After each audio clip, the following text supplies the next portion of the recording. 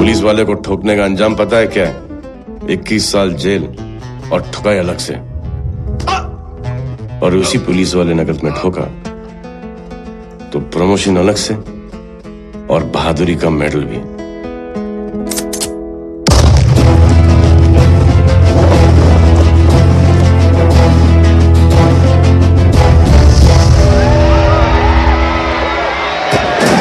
हम तुम में इतने छेद करेंगे कि कंफ्यूज हो जाओगे कि सांस कहां से ले और बातें कहां से।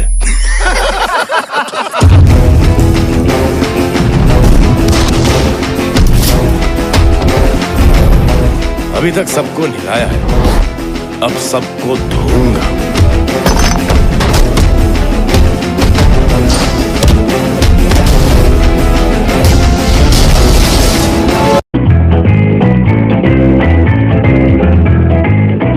प्यार से दे रहे हैं, रख लो, वरना थप्पड़ मार के भी दे सकते हैं। थप्पड़ से डर नहीं लगता साहब, प्यार से लगता है।